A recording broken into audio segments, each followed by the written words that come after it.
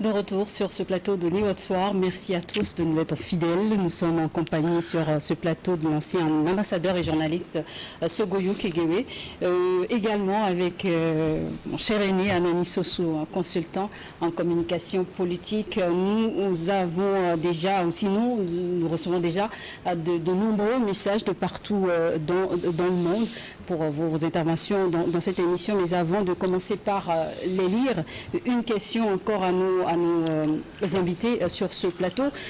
Messieurs, ces dernières années, les relations diplomatiques entre la France et les États africains se sont cristallisées, on croit, les discours à la tribune des Nations Unies le 21 septembre dernier.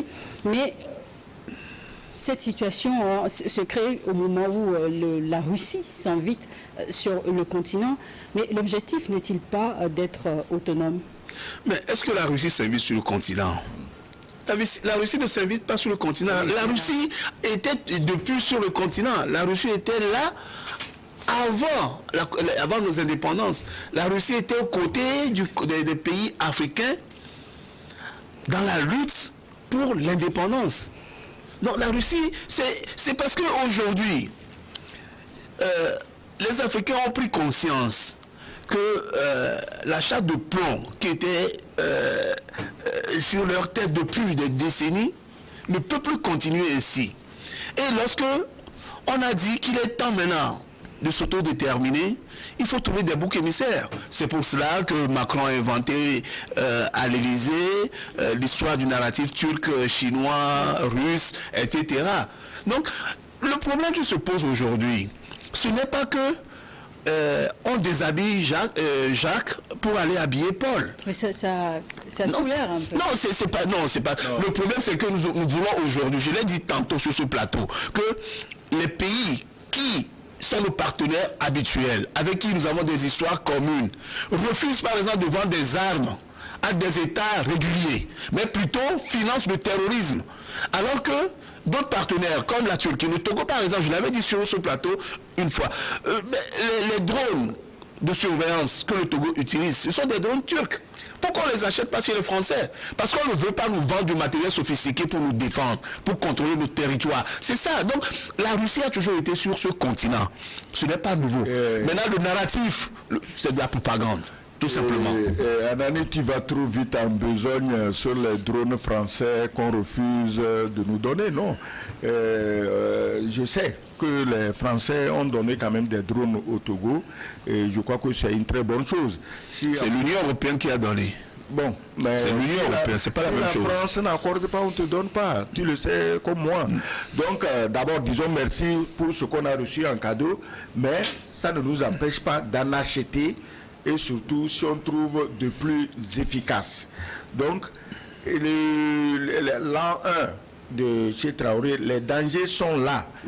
Les pays en rébellion, les dangers sont là. Les Russes étaient là.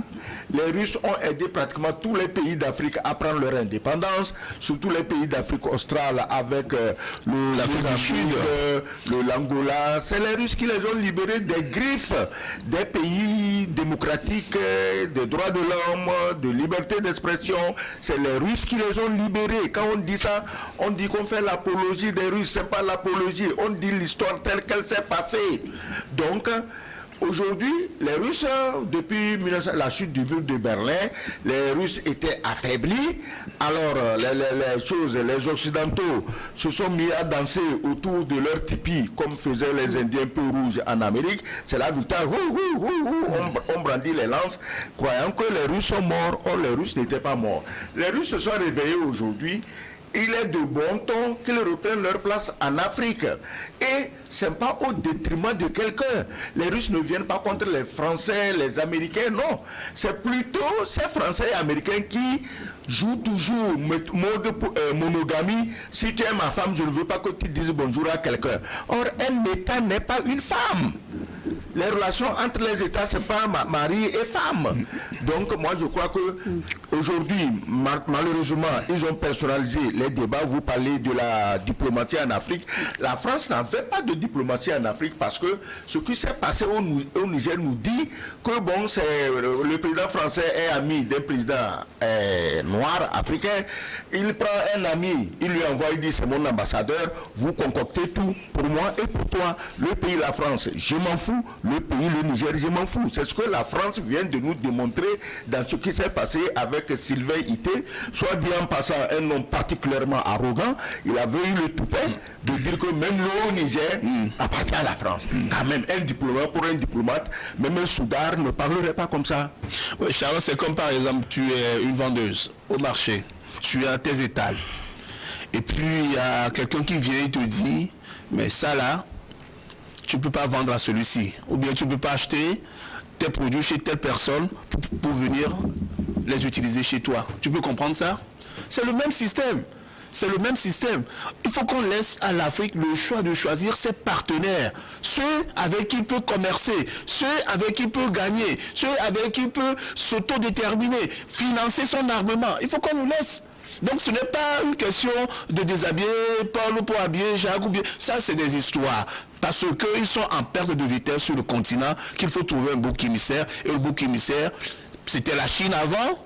Et quand la Russie, avec la guerre d'Ukraine, a commencé avec maintenant ce qui s'est passé dans le Sahel et que la Russie a envoyé Wagner, ou bien l'État russe a envoyé du matériel militaire avec des instructeurs militaires, il faut maintenant quitter la Chine pour trouver le bouc émissaire qui est la Russie. C'est tout. Pardon, un détail. Oui.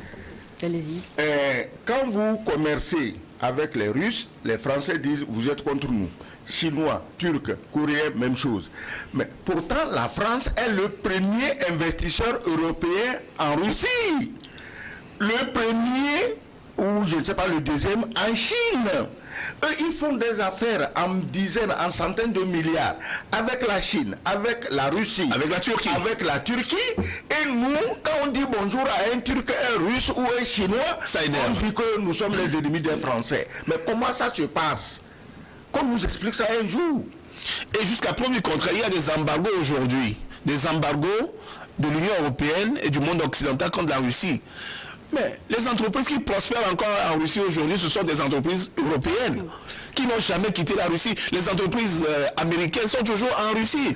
Ils travaillent comme si de rien n'était. La Russie qui leur fournit l'uranium pour les centrales nucléaires, non. Ils sont là toujours dans des commerces et nous, quand maintenant on veut aller acheter chez les Russes, ou bien quand les Russes veulent acheter chez nous, ou bien quand ils veulent venir chez nous faire aussi du business, on dit non, pas question, même vous faites. Ça, c'est quelle équation ça? C'est triste, c'est vraiment triste. C'est triste. Il y a donc une petite pause pour lire nos téléspectateurs. Il y a tellement de messages qui nous arrivent. Merci à tous de participer, de contribuer à cette émission. Bonjour le plateau. Le premier message que je vais lire nous vient du Bénin voisin. Bonjour le plateau. Vraiment, vous êtes formidable. Merci. J'ai tellement du plaisir à vous écouter. qu'Allah vous protège. Les peuples africains ont vécu une terrible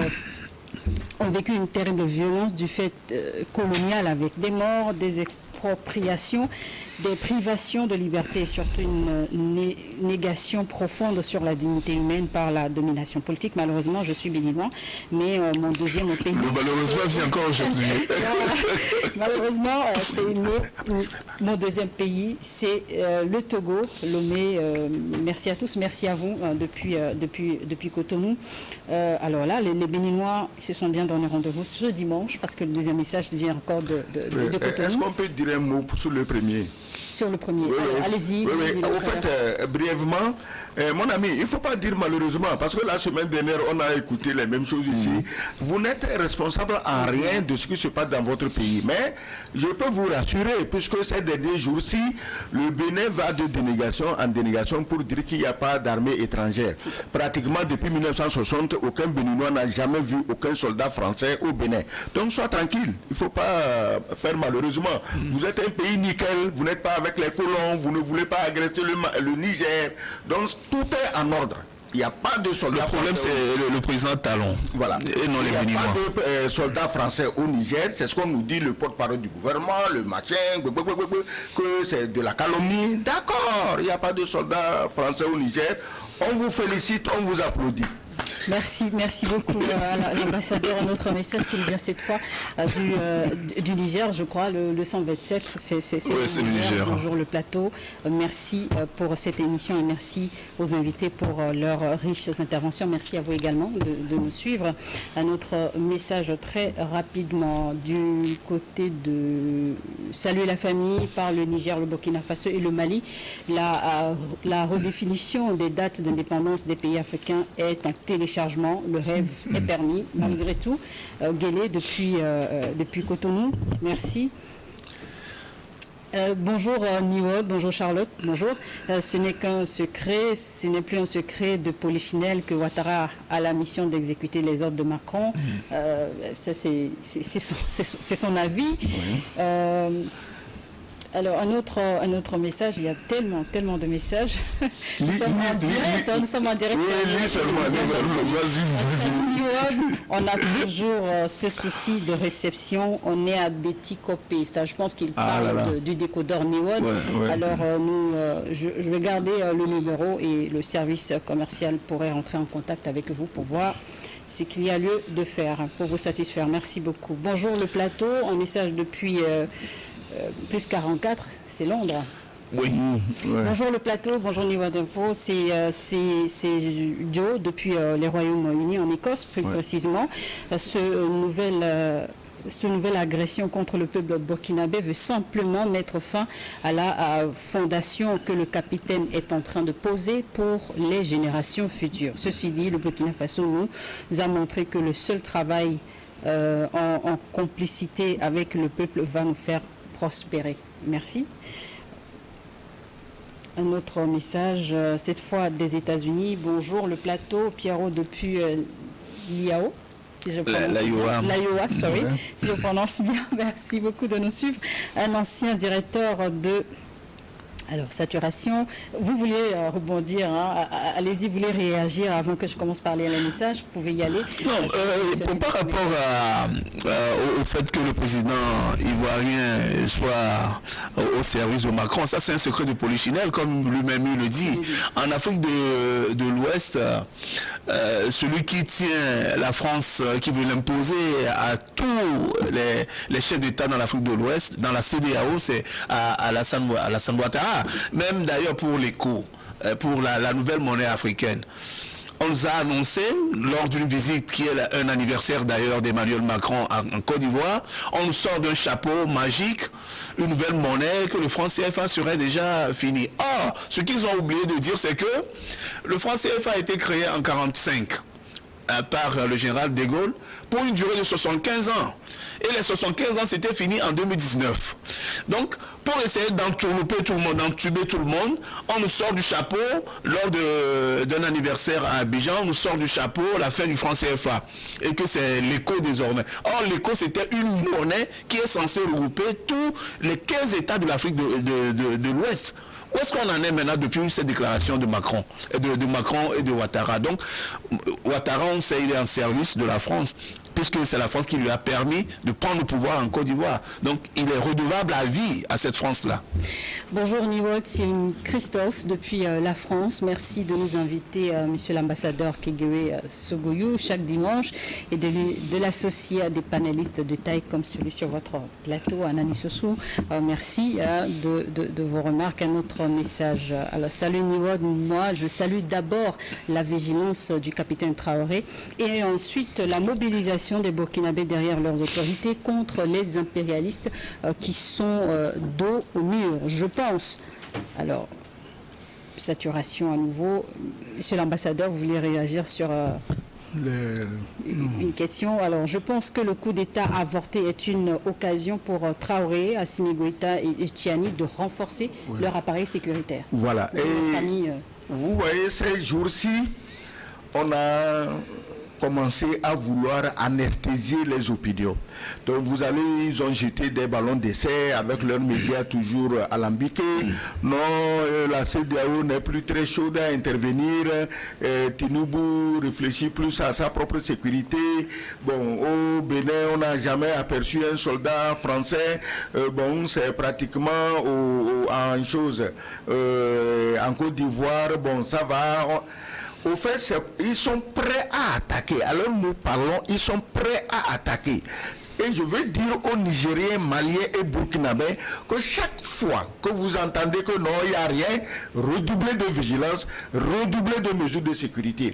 Et ce n'est pas seulement au Mali, Niger et Burkina, même les autres chefs d'État dans la région. Chacun n'a qu'à redoubler, tripler ces mesures de sécurité. Parce qu'il n'y a pas de guerre dans le Sahel, Mali, Niger, Burkina, sans que ça touche nos pays. Oui, ce qu'on doit savoir, c'est que chaque fois que les médias, on est habitué maintenant à ce mode opératoire, chaque fois que les médias occidentaux veulent prendre un peu faire cause pour les pays africains, du Sahel surtout, c'est parce qu'ils sont en train encore de préparer quelque chose. C'est pour cela que il y avait un appel la dernière fois aux Burkinabés de faire comme les Nigériens, de veiller nuit et jour, d'être toujours là pour surveiller les entrées et les sorties vers la capitale, Niamey, Bamako et Ouagadougou. Il faut une veille en permanence. Sinon, la manière dont on nous dit aujourd'hui que non, la CEDEAO, non, ils ne sont plus, c'est une manière d'endormir les Africains et maintenant de les surprendre par des opérations barbouzes, comme l'a dit le barbouze là sur RCI la dernière fois, un certain Vincent. Donc il faut être vigilant, veiller, constituer des groupes de veille pour que votre pays ne soit pas surpris. Merci. Un message qui nous vient d'un téléspectateur depuis Paris, plus de 133 certainement, qui nous suit via YouTube. J'ai deux sujets sur lesquels je souhaiterais intervenir. Un, comment peut-on comprendre ces deux poids, deux mesures quand on envoyait les armes aux civils ukrainiens et volontaires occidentaux et qui ont rejoint les fronts pour stopper l'avancée des Russes, et cela n'est pas possible pour les VDP burkinabés.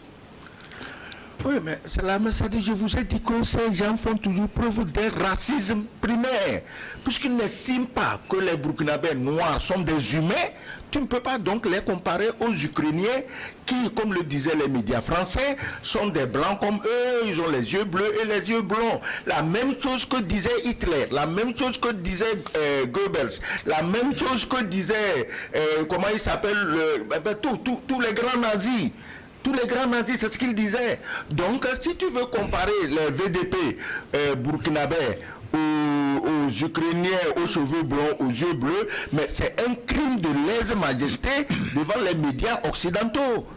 Donc, tu n'as pas vu la dernière fois des gesticulations au Canada qu'on a reçu un nazi, on demande à Trudeau de démissionner. Mais pour des pays qui depuis 2 ans soutiennent les nazis, mais tu ne trouves pas que c'est à travers le groupe Azov, le commando Azov, qui a des symboles nazis, mais qui ne se cache pas. Il ne se cache pas, il ne s'en cache pas. Et puis en plus, qu'est-ce que je voulais dire?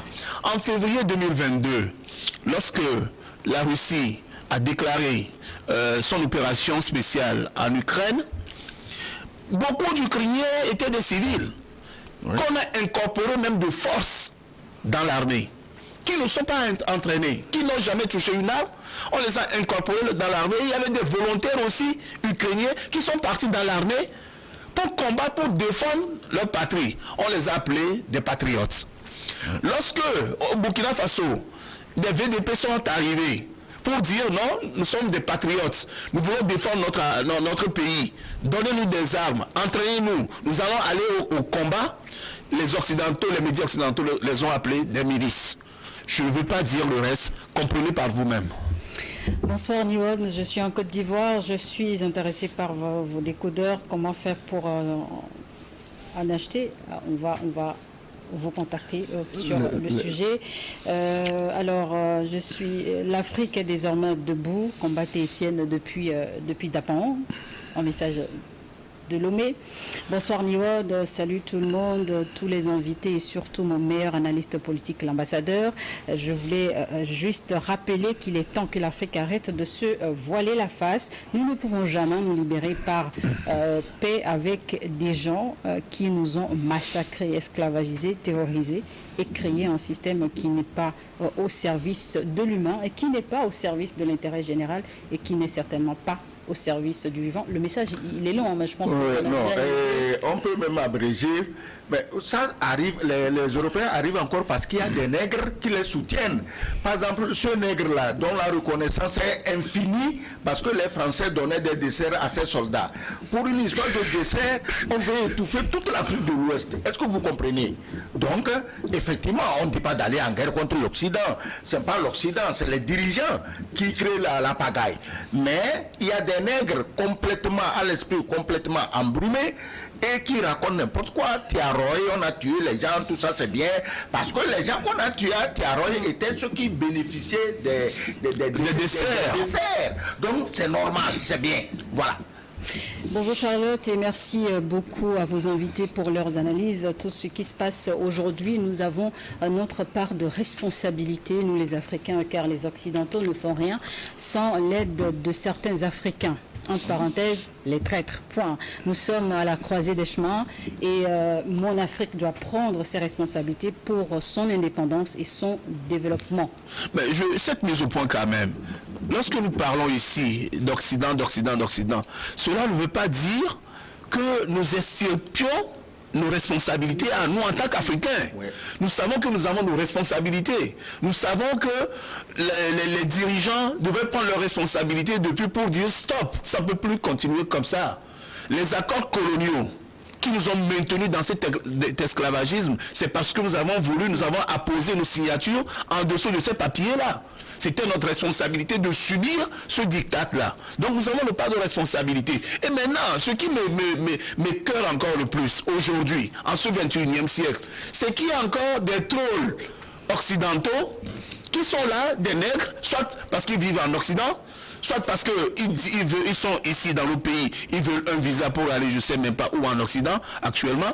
Ils sont là, et dès que vous voulez dire, relever les insuffisances de la colonisation, ou bien vous voulez parler du néocolonialisme, ou bien vous voulez parler du fait de 2 poids 2 mesures, ils sont là pour vous dire que vous vous extirpez de vos responsabilités, et ils commencent par reprendre le narratif de Macron, matin, midi et soir. Ces gens-là font vraiment pitié. Quand vous avez vos parents, que vous soyez en Occident et que vous travaillez nuit et jour pour envoyer de l'argent ici à vos parents, c'est parce que l'Afrique, soit n'a pas atteint un développement, c'est pour ça que vous travaillez pour leur envoyer de l'argent. Et c'est parce que nous n'avons pas une prise sur notre monnaie, sur notre économie, c'est parce que nous prenons dans ceci. C'est parce que nous avons aussi une mauvaise gouvernance. Nous avons cette part de responsabilité. Donc, quand vous êtes là, vous travaillez là-bas, vous envoyez de l'argent. Et que parce que c'est pas bon, c'est parce que nous n'avons aucune prise sur notre monnaie, aucune prise sur nos économies. C'est pour ça que nous restons dans cet état végétatif. Donc, de grâce, pour ces Africains-là, qui se font plus blancs que les blancs eux-mêmes, il faut qu'ils comprennent qu'un tronc d'arbre peut demeurer des siècles dans une rivière ne deviendra jamais un caïman. Ce qui me fait pitié pour ces Africains blanchisés par Macron, ils n'ont pas d'argument. Quand tu les entends débiter des platitudes, tu te demandes, mais ils sont allés à l'école où? C'est à Chicha ou à Djarpana? Parce que si quelqu'un est allé à l'école un peu loin, il y a des raisonnements, il ne peut pas tenir. Voilà. Un message cette fois qui nous vient d'un téléspectateur du Togo. Bonjour le plateau. Vraiment, je salue les invités pour leur point de vue sur le débat. Ils nous font vraiment honneur et nous qui sommes des parents, nous avons pris les taureaux par les cornes en sensibilisant nos enfants sur le fait comment, surtout la France, a pillé l'Afrique et en commanditant les coups d'État sanglants qui ont fait disparaître les vrais leaders africains. Merci pour vos messages. J'ai une question tout de même. Monsieur l'ambassadeur, après ces discours considérés d'historiques ou qualifiés d'historiques à la tribune des Nations Unies dernièrement, pensez-vous qu'un élan est pris sur le continent? Quels peuvent être les impacts en termes de changement et quant à l'espoir que nourrit la jeunesse africaine? Oui, la jeunesse, l'élan est pris. Regardez comment les Burkinabés agissent quand ils apprennent qu'on veut faire coup d'État à leur président. Suivez au Niger, le Mali, n'en parlons pas. Quand eux ils claquent du doigt, c'est tous les Maliens qui sont dans la rue pour soutenir leurs dirigeants. Bon, au Togo, nous, on ne fait pas de manifestations, c'est pas important. Nous avons nos convictions. Notre ministre des Affaires étrangères a fait preuve d'une clarté limpide comme l'eau de source. Je crois que les choses ont effectivement démarré. Vous savez, la France actuellement fait des pare-feux. Donc, après des coups d'État révolutionnaires, la France a commencé des coups d'État contre-révolutionnaires. Le premier exemple, c'est le Gabon. Ce n'est pas la première fois. Au temps de Léon Mba avait été renversé. La France a envoyé l'armée. On en avait parlé sur ce plateau. Voilà, la France a envoyé son armée mater les prétentieux qui voulaient renverser Léon Mba, et on a mis notre cher ami Bongo. Bon, ça c'est pour te dire qu'actuellement la France a commencé sa série de coups d'État. Ça a commencé au Gabon, on ne sait pas où ça va s'arrêter. Mais c'est pourquoi je dis à tous ceux qui se disent moi je suis ami de Macron, mais vous serez surpris, ils vont vous renverser parce qu'ils savent que vous êtes impopulaire. On va mettre un officier populaire et puis l'exploitation continue. C'est ce qu'on a fait au Gabon. Oui, je voulais préciser un truc par rapport à ces discours-là. J'avais vu des critiques, on dit oui, les Africains ont toujours de beaux discours, qu'on en avait vu avec Mobutu Sese Seko à la tribune de l'ONU, on en avait vu avec Kadhafi, on en avait vu avec Thomas Sankara. Oui, c'est vrai, on en avait vu. Qu'est-ce qui pourrait changer? Qu'est-ce qui va changer mais maintenant, c'est que les discours aujourd'hui sont suivis d'actes. Avant, on était toujours sous domination française. Le colon peut toujours tout nous dire, nous dicter. Et on fait les discours là, et puis après, on vient nous voir, ou bien on nous convoque à l'Élysée, et nos chefs d'État, ils vont pour aller demander pardon, et puis voilà. C'est terminé, on revient à la table départ, à la case départ. Mais aujourd'hui, les discours qu'on prononce sont suivis des faits. Par exemple, le discours du ministre togolais Robert Dussé, qui, comme disait l'ambassadeur, discours clair, sans ambiguïté. Et c'est suivi des faits. Les faits, c'est quoi? C'est que le Togo a dit qu'on ne veut pas faire de la guerre contre le Niger. Ça, c'est ça qui a changé. Et qu'on donne notre couloir humanitaire. Le Togo ne va pas servir de terrain pour aller déstabiliser un autre pays de la sous-région. Ça, c'est ce qui a changé également. Le discours de Bazié, Bassolma Bazié, le ministre d'État burkinabé de la fonction publique, mais son discours, c'est pas un discours raconté en l'air, c'était sur des faits, c'est factuel. Et comme vous voyez au Burkina aujourd'hui, mais ça se traduit dans les faits. On a voulu faire un coup d'État. Et on a déjoué le coup d'État, pas un coup d'État, mais un assassinat. On a déjoué et les Burkinabés sont venus dans la rue pour dire non, nous disons non, nous protégeons notre transition. La même chose s'est passée au Mali. Et le Mali a renvoyé la France après le discours d'Abdoulaye Maïga à la tribune de l'ONU. Qu'est-ce qui s'est passé? On a dit non à la France dans toutes choses. Donc c'est ça qui a changé. Ceux des Africains, les Africains de maison, ceux-là qui sont plus blancs que les blancs eux-mêmes là. Quand ils disent oui, on a toujours eu de beaux discours, mais ils ne remarquent pas que les discours sont suivis de faits qui sont concrets aujourd'hui. Donc c'est ça qui a changé. Donc c'est un nouvel élan qu'on prend et je crois que c'est irréversible. Bonsoir, je suis Moussa Nourou depuis Agadez au Niger. Juste pour vous encourager, je suis fier de vous et un hommage à nos soldats tombés. Merci. Il est vrai qu'il doit y avoir une attention particulière aux familles des soldats tombés. Oui, les familles des soldats tombés au Mali, au Burkina, au Niger, au Togo, nous n'oublions pas, oui. même au Bénin. Donc tout au Ghana même, au Ghana, voilà, en Côte d'Ivoire. En Côte d'Ivoire, le terrorisme a vraiment partout. Une pensée pieuse à l'égard de ceux qui sont tombés, à l'égard de leurs ayants droit. Mais la guerre, c'est la guerre. On ne va pas baisser les bras parce que des soldats sont tombés. Au contraire, leur sacrifice doit nous motiver davantage à nous battre jusqu'à ce que le colonialisme soit extirpé de nos territoires. Ça, c'est une mission divine.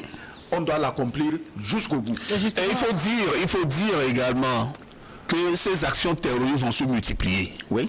Ça, il faut que le Mali, le Burkina, le Togo même et le Niger s'attendent à ce que ces actions se multiplient. Parce que lorsque l'ancien des services de renseignement français vient sur LCI pour dire que c'est bien que la France se dégage du Niger et que cela va permettre d'avoir des opérations clandestines sur nos territoires, il faut s'attendre que c'est parce qu'il y a déjà des plans qui sont concoctés pour déstabiliser encore plus nos États. Donc on doit rester vigilant. Il ne faut pas accorder trop d'importance à des freluqués hasardeux has-been. C'est les mêmes qui infestent les médias en France sur l'Ukraine. De grands analystes sur l'Ukraine. L'Ukraine va gagner, l'Ukraine a fait ceci, ça a donné quoi? Ce qu'il dit sur l'Afrique. Le type, il a perdu pied avec l'Afrique. Il se croyait justement au temps de Omar Bongo et de Léon Ba. Ils vont organiser quoi? Déstabilisation. Ils n'ont qu'à venir. Il y a longtemps qu'on les attend. Un message du Ghana, trop c'est trop, c'est l'Europe, il est temps que l'Europe nous donne notre indépendance, excusez-moi, nous donne une liberté, excusez-moi, qu'ils veuillent ou pas, cette génération ne leur donnera jamais la chance de nous piller à nouveau, dissous depuis le Ghana. Sabi qui nous écrit depuis l'Angleterre, merci à mon frère Kegewe. C'est pas le débat, puisque ce message... Alors, vous l'aurez compris, si l'ensemble des pays de l'AES perdaient la guerre, elle sera portée sur les pays côtiers, dont le Togo et le Bénin. Quelqu'un s'est-il posé la question de savoir pourquoi ces deux petits, entre guillemets, pays ont été constitués? Je n'ai pas très bien compris le fond du message. Un autre message du 227. Bonjour le Niger. Vraiment content de suivre cette émission et merci beaucoup pour vos efforts. Moi, ma question par rapport au terrorisme, pourquoi on ne cherche pas à avoir un terrorisme? Il y a saturation là, beaucoup de messages. Donc, alors je vous dis la question. Il faut faire un effort pour terminer de suivre cette émission et merci beaucoup pour vos efforts. Ma question par rapport au terrorisme, pourquoi on ne cherche pas à savoir qui est en train de financer et armer les terroristes? Parce que quand tu combats un serpent et que tu ne vois pas la tête du serpent, tu es toujours en danger. Ouais, mais on sait, ceux qui financent le terrorisme, qui récemment a financé les gens pour aller assassiner Traoré, on les connaît. La tête du serpent, en fait, on l'a vu, on ne l'a pas encore coupé, mais on connaît la tête du serpent. Mais ceux qui financent le terrorisme, ce sont ceux-là qui viennent pour lutter, pour nous aider à lutter contre le terrorisme, voilà. Tout simplement. Bonjour Niod, Forum, et merci aux invités. Vous faites le plaisir du peuple africain et non comme les deux. Ourossama, Temi, il y a d'autres invités sur un autre plateau. Alors, ce sont vos avis à vous. Bonsoir Nio d'Info, je salue le plateau. Nous vous remercions infiniment pour la grande contribution dans la lutte panafricaine. Nous tenons debout sans recul jusqu'à chasser les forces d'occupation et les chefs d'État africains traités vifs. Traîtres, pardon, vifs. Les chefs vivent les chefs d'État patriotes. Vive le grand ambassadeur, vive Nio d'Info, vive l'Afrique. Un message depuis Niger. Le Togo, bonjour les panélistes, merci pour les brillantes analyses de l'ambassadeur et de M. Sossou. Au vu de la situation actuelle, pourquoi ne disposons-nous pas d'un livre d'histoire valorisant nos leaders africains qu'on doit intégrer dans notre système éducatif? Mais en fait, le problème que nous avons, c'est que nous avons des historiens africains qui ont beaucoup écrit sur l'Afrique, qui ont beaucoup écrit sur notre histoire. Mais c'est notre système éducatif qui n'a pas intégré dans nos cursus ces bouquins pour qu'on puisse les apprendre. Ce qu'on a mis dans nos systèmes éducatifs, nos systèmes éducatifs sont calqués sur le système français. Qu'est-ce qu'ils ont fait? Ils nous ont appris le grand conquérant Napoléon, tout en omettant qu'il y avait Samori Touré, tout en omettant qu'il y avait Béhanzin, tout en omettant qu'il y avait de grands conquérants africains, tout en omettant qu'il y avait Ménélique II qui avait vaincu les Italiens. Donc, le système français, qu'on nous a imposé dans nos systèmes éducatifs, fait en sorte que ce que nous devons savoir sur nous-mêmes, qui devrait constituer la fibre patriotique, pour nous en tant qu'Africains, pour nous en tant que jeunes, a été occulté au profit des livres écrits par des Occidentaux, par des impérialistes en leur faveur. Vous voyez, parce que quand ils vont écrire pour semer en nous la fibre des Amazones du Bénin par exemple, ça va nous permettre de nous révolter contre le colon. Donc ils ont fait exprès pour nous dire que Napoléon a été le plus grand conquérant de tous les temps, pour nous apprendre Victor Hugo, alors que Victor Hugo a été celui qui a voulu qu'on réintroduise l'esclavage. Alors qu'il a été aboli, c'est lui qui a voulu que l'esclavage, mais on nous a obligés à apprendre Victor Hugo. Donc vous comprenez, le système tel qu'il a été conçu, c'est pour nous abrutir et nous dominer à suffisance. Donc, non, les grands concurrents africains, nous les connaissons, mais c'est le système éducatif qui a fait en sorte qu'ils ont été occultés. Vous savez, pour les Européens, un président africain, c'est un dictateur. Napoléon, ce n'est pas un dictateur. De Gaulle, ce n'est pas un dictateur. L'autre là, Valéry Giscard d'Estaing, qui venait même voler les femmes des chefs d'État africains, ce n'est pas un dictateur. Et puis tous, mais quand on prend nous, nos grands présidents, Mobutu, on dit c'est un dictateur. Ouais. En quoi Mobutu a fait pire que Napoléon? On prend Bongo, dictateur. On prend Sassou Nguesso aujourd'hui, dictateur. Et Yadema, dictateur. Pourquoi on les traite de dictateurs? Mais parce qu'à un moment donné, ils se sont rendus compte qu'on les mène en bateau et que vraiment il fallait se réveiller. Donc, on te décrète dictateur. Aujourd'hui, nous avons encore d'anciens chefs d'État. C'est à nous d'écrire leur histoire. De dire qu'ils ne sont pas là juste parce qu'ils sont dictateurs.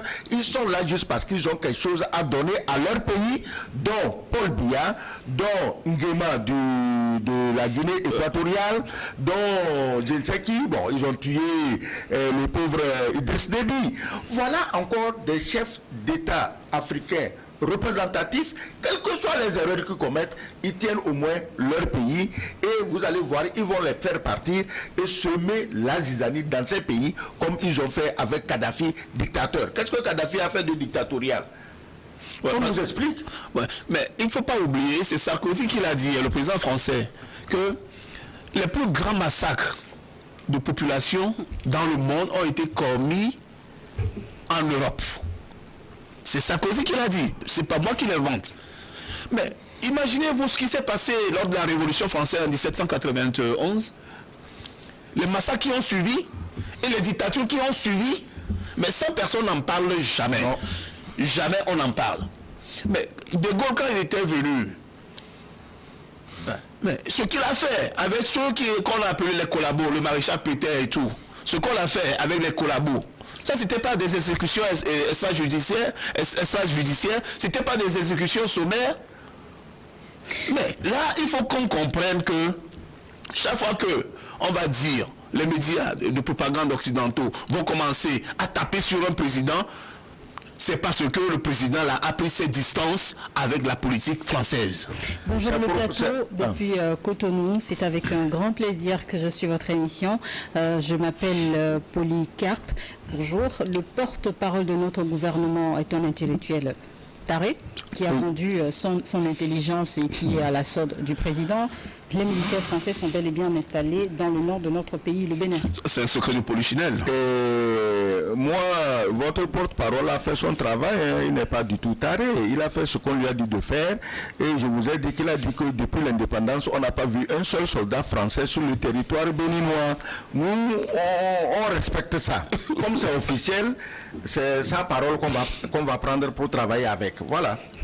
Bonjour Niwod, une question. Qu'est-ce que le Togo perdrait s'il acceptait de rejoindre l'Alliance des États du Sahel servant de porte d'entrée à l'AES? Vous savez, le Togo n'est jamais un pays pressé et le président de la République n'est pas quelqu'un qui, sur un quart de tour, va prendre des décisions pour faire ceci ou pour faire cela.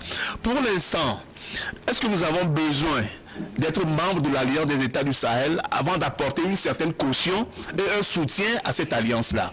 Jusqu'à preuve du contraire, lorsque l'affaire des 49 soldats ivoiriens s'était posée et qui devrait rendre des relations entre la Côte d'Ivoire et le Mali très difficiles, très délicats, qui a servi d'intermédiaire?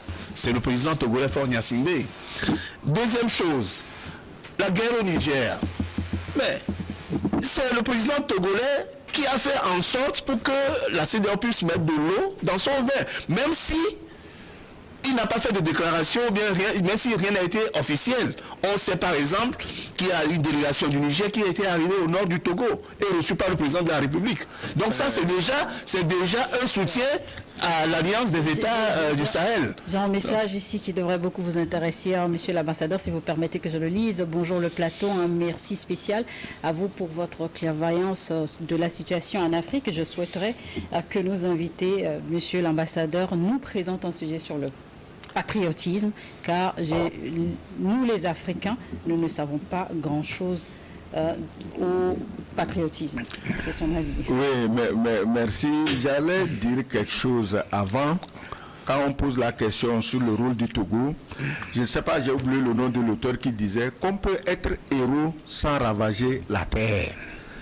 Le Togo fait son travail, il ne veut pas ravager qui que ce soit.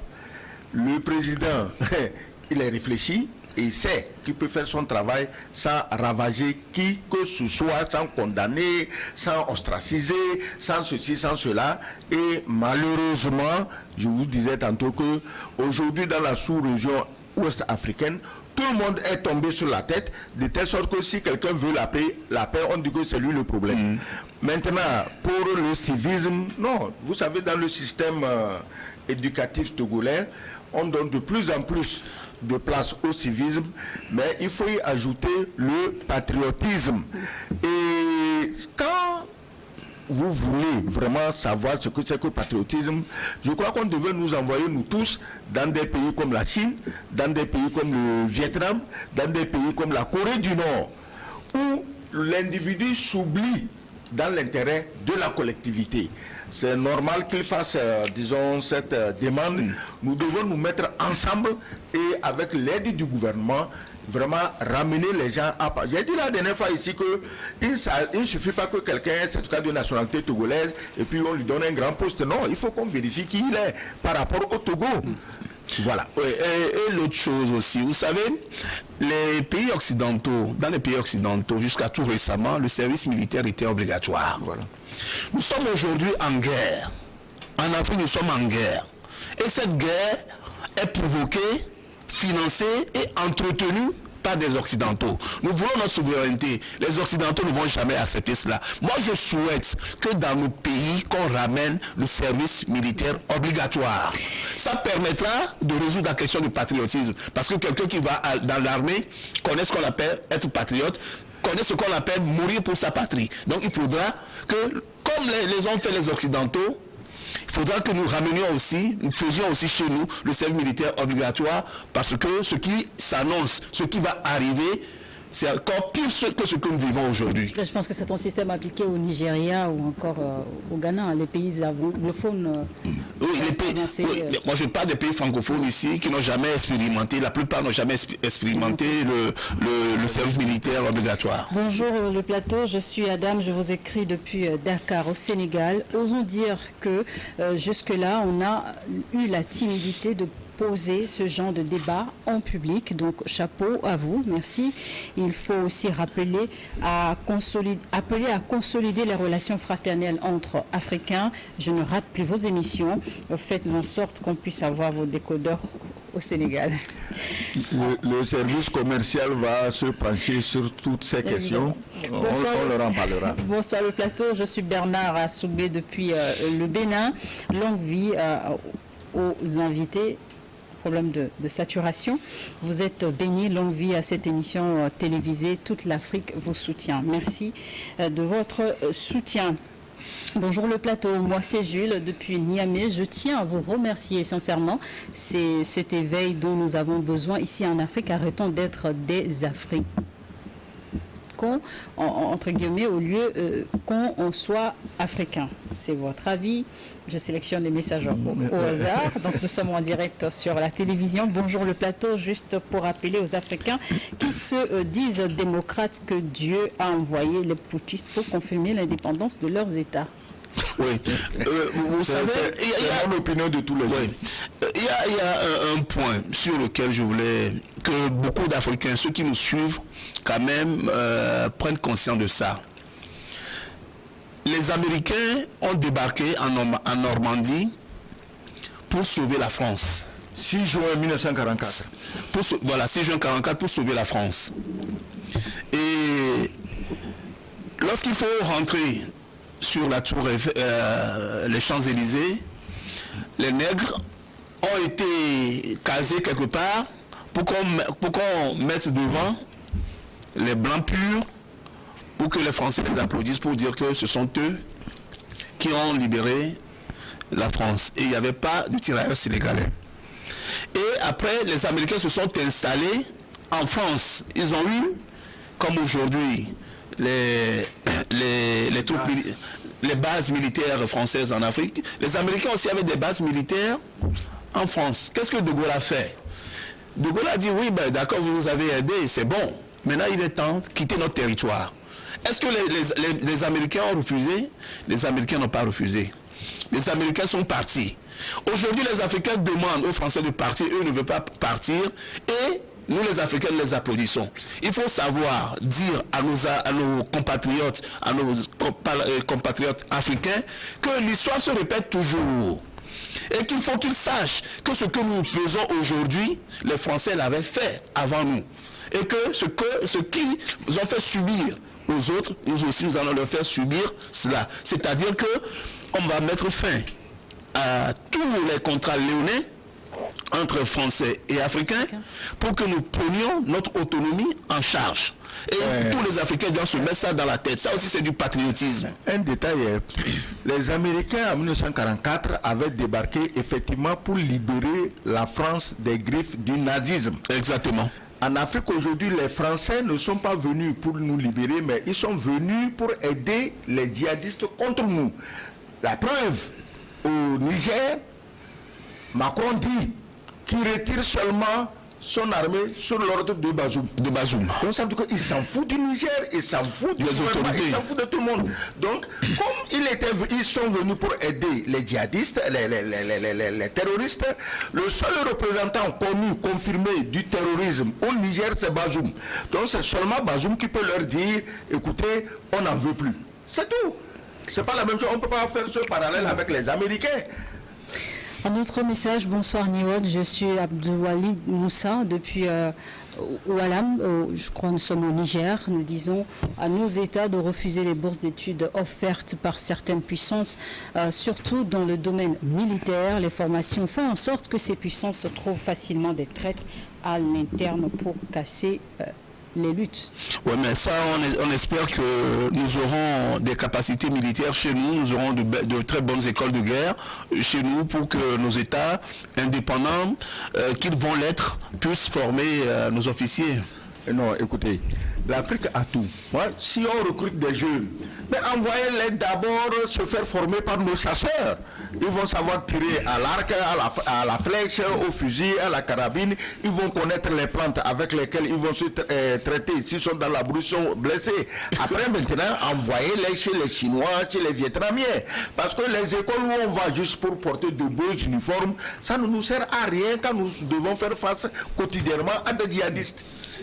Nous avons reçu de nombreux messages. Merci à tous. Vous avez toujours la possibilité de nous envoyer des messages que nous étudierons après l'émission ou même réagir sur YouTube en ligne. Presque à la fin de cette émission, nous parlions du Burkina Faso qui a vécu un événement dernièrement, une tentative de coup d'État. Vos derniers mots sur le sujet avant qu'on...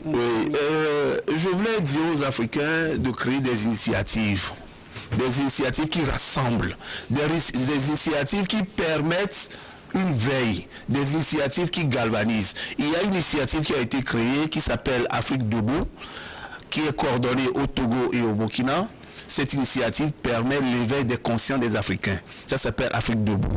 Je voudrais que ces initiatives se multiplient un peu partout sur le continent pour que ceux qui ne comprennent pas encore qu'ils font cet éveil de conscience pour nous libérer, pour qu'eux aussi comprennent ça. Mais écoutez, coup d'État au Burkina Faso, moi je dis simplement, ceux qui ont financé ce coup d'État, ceux qui l'organisent, n'ont qu'à se dire que coup d'État est possible dans tous les pays du monde. Donc en organisant chez l'autre là. Et même à l'ONU. Voilà, à l'ONU, voilà. Même à l'ONU, voilà. Donc quand toi tu organises coup d'État chez l'autre là, dis-toi que les commandos spéciaux de cet autre-là peuvent être à 2 pas de ton palais là où tu es assis pour organiser le désordre ailleurs. Voilà. Merci à vous, chers invités, d'avoir accepté notre invitation et surtout d'avoir contribué richement dans cette émission à éclairer la lanterne de nos compatriotes et de nos téléspectateurs, anciens ambassadeurs et journalistes. Sogoyo Kegewe, consultant en communication politique, Anani Sossou, merci d'avoir été des nôtres. J'ai été ravie de conduire cette émission avec vous. Merci encore une fois à nos chers téléspectateurs qui sont toujours fidèles tous les dimanches. Bonne suite de journée à tous et surtout n'oubliez pas et continuons toujours d'aimer l'Afrique. À bientôt.